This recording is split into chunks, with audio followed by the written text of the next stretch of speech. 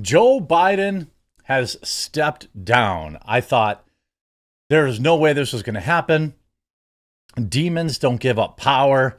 I mean, I could go on and on from people on both the left and the right who refuse to give up power when they should have. Um, you know, you could go by Dianne Feinstein. You could go Mitch McConnell, who literally stroked out on camera multiple times. You could go Ruth Bader Ginsburg, who knowingly stayed on the job, knowing that it would probably cost her party the Supreme Court majority. Nancy Pelosi, all these people, that Democrat that just croaked off. People don't give up power willingly, but they do, apparently. Now, it's my opinion that there are many people who have been in power, many people who are in power, that have enjoyed about 3 years straight of having nobody at home, right? Your babysitter's, on the couch with their boyfriend. You're doing whatever you want. Mom's away, dad's away. You're partying. That's what basically like the deep state has been, running for the past how many years? Essentially not good. They can do whatever they want. So my take on this is like, what exactly is going on? Did he finally wake up, and then the people that were using him, the people that are using him, did they, did he start to push back against them? Because we all know that people who, who have had an inordinate amount of power under Joe Biden, why wouldn't they want Joe Biden there for another 4 years? That's what actually scares me. Like the deep state, those in power, those with real power, it's odd to me that they would give up Joe Biden as president because, I think that like they've been doing whatever the heck they want. Well, Joe Biden puts us out, my fellow Americans. Over the past 3.5 years, we've made great progress as a nation. Today, America has the strongest economy in the world. We've made scientific investments in rebuilding our nation and lowering prescription drug costs for seniors and expanding affordable health care to a record number of Americans. We've provided critically needed care to 1 million veterans exposed to toxic substances, passed some gun safety crap, blah, blah, blah, blah, blah.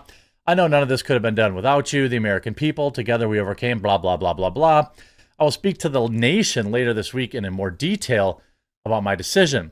For now, let me express my deepest gratitude to all those who have worked so hard to see me reelected. I want to thank Vice President Kamala Harris for being an extraordinary partner in all this work. She let me express my heartfelt appreciation of the American people for the faith and trust you've placed in me. I believe today, as I always have, there's nothing Americans can't do. When it does together, we have just to remember it's the United States of America, Papa Joe Biden. I don't even know if he knew he signed this.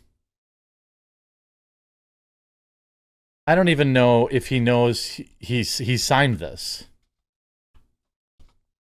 Like, I don't, at what point, you see, here's Joe Biden. Donald Trump lost 2 debates with me in 2020. Since then, he hasn't shown up for a debate. He's now acting like he wants me to debate me again. Make my day, pal. Why did Joe Biden really step down? Well, I think the picture is pretty clear. This is just my opinion, okay? This is just my opinion. They tried to destroy his character. They've been trying to do that for, 8 years. Okay, that failed. Then they tried to put him in prison, destroy his freedom. That failed. Then somebody tried to destroy his life, take it from him last Saturday. That failed. Any one of those things going the other way, Joe Biden is still running for president, in my opinion. You let me know if you disagree with that. But then the big kind of nail in the coffin, so to speak, happened this morning with the new Michigan polling numbers. That's the real reason I think. That's the real reason I think that he finally, that the powers that be said, "Oh, you're getting crushed." You see Barack Obama does not endorse Kamala Harris. You see Trump more than doubles lead over Biden in battleground state in Michigan. Trump notched a 49-42 edge over Biden in a two race, and a five-way battle came out ahead 43%, followed by Biden at 36% and RFK at 8%. Green Party hopeful loser Jill Stein and loser Cornel West at each 2%. In both cases, about 9% of voters were undecided. There's literally not enough undecided voters to make up that gap. You know, I think, like many people do, last Saturday was Joe Biden's last chance to stay in the race. I know. I'm just saying I think it. I'm just saying I think it. I'm not saying I can prove it. I'm not saying I have irrefutable evidence of it. I'm just saying that's what I think. Okay. Then after this weekend's, yesterday's Michigan rally, and new polling numbers in Michigan show him up basically by an insurmountable amount, I think that the powers that be looked and said, this is only going to get worse. You know, Joe Biden's only going to get worse.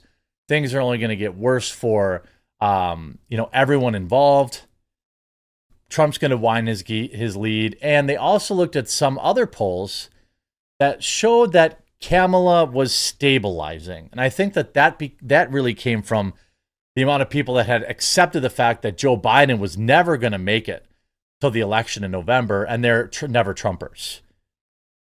You know, that's why it went up. But this was the final nail in Joe Biden's coffin, was this Michigan poll. Polls are relatively pointless, worthless, useless, because they simply don't matter. You know, obviously Kamala Harris still is way behind Trump. She's actually less likable than Trump, I think. She's less likable than Joe Biden, but they just can't get rid of her. They can't push aside a black woman for literally anyone else. There's just no chance. So ultimately, you have a situation now where, you know, they've got to just go with Kamala. That's who they have. That's all they have. That's what they have to deal with. You know, that's what they're going to have to kind of continue to roll with, just because there's really no other real, viable option that's, first of all, any better, right? There's nobody any better for the Democrats than Kamala Harris. I'd like to hear anybody with a better option. When we looked at like predicted data, we know that, you know, Kamala Harris is actually performing worse than Trump. I'm sorry, worse than Joe Biden. But I think somebody looked at it, the powers that be, perhaps we can say, right? They looked at it and said, this is only going to get worse. I mean, you can generally look at polls and kind of just say, well, they're bologna sausage with cheese. Like they're worthless. But if you could say anything about polls in general, it's that Trump always seems to overperform them. So if they say Trump's down 2, he's probably even. If he's up 5, he's probably up 8, you know? And that's ultimately, you know, so they looked at it and they're like, well, he's up 7 in Michigan, which means he's probably up 10 in Michigan. He's up 10 in Michigan. And then what you think there's, you know, you end up with a situation now where we're looking at, well, Joe Biden drops out now. I think this means that they're going to try to have to sue to get this ballot rule changed so that they can get Kamala Harris on the ballot. If they give up Wisconsin, that's another battleground state that, they're trending to lose anyway. But then you have Barack Obama does not endorse Kamala Harris, says Democrats will, quote, pick an outstanding nominee. Who? Literally who? Who are they going to run? We will be navigating uncharted waters in the days ahead, Obama said, but I have extraordinary confidence that the leaders of our party will be able to create a process from which an outstanding nominee emerges. Well, They're going to have to do something I don't think they can even wait until the DNC. I don't think they can even wait till the DNC. There's only 105 days left before the election. 105, just over 3 months. What about how many, 12, 14 million Americans that voted for Joe Biden in the primaries? Do you think that they're automatically going to switch their vote to Kamala Harris just because blue no matter who? I mean, yeah, there are some like that. There absolutely are some like that, but not all. Then we see Hillary Clinton. President Biden has capped his extraordinary career of service with a presidency. I mean, I believe the COOF thing, it's my opinion. I have no evidence of this. I'm just saying it's my opinion that the COOF tale was also bologna sausage. I don't believe anything they say anymore. They say, we've lived through many ups and downs. They end this message. We're honored to join the president in endorsing Vice President Harris and whatever we can do to support her. So Bill and Hillary Clinton endorsed Kamala Harris. I don't know who Kamala could pick. She's got to pick a VP that's less likable. You know, Kamala issues a statement that she will earn and win the Democratic nomination. Well, that's like being the smartest kid on the short bus. There's absolutely no way you're not running Kamala Harris, Hillary Clinton. That's not happening. Hillary Clinton will never run as VP. Okay. I think there's enough people that still remember Hillary Clinton from 2016 that might consider it. But if they go into like an open air, competition at the DNC, we know that'll be weighted heavily towards whoever, the machine actually wants. I mean, imagine being Van Jones. He did the right thing for this country. He did the right thing for this party. Everybody keeps talking about it. Like, he had to step down. Yeah, okay, but for who? Nobody can tell me for who. And that apparently is what we're going to find out at the Democratic National Convention in Chicago that will almost certainly be going very, very badly. There is a chance that you have no Democrat on the Washington ballot. There is all sorts of logistic issues. What about all the money? What about all the mega donors that donated $100 million to Joe Biden because they knew that the potato would let them do whatever they want? Now they give it to Kamala. You might call her stupid. You might call her unlikable, and you'd be right, but she's at least awake. She's going to be seeing what's going on.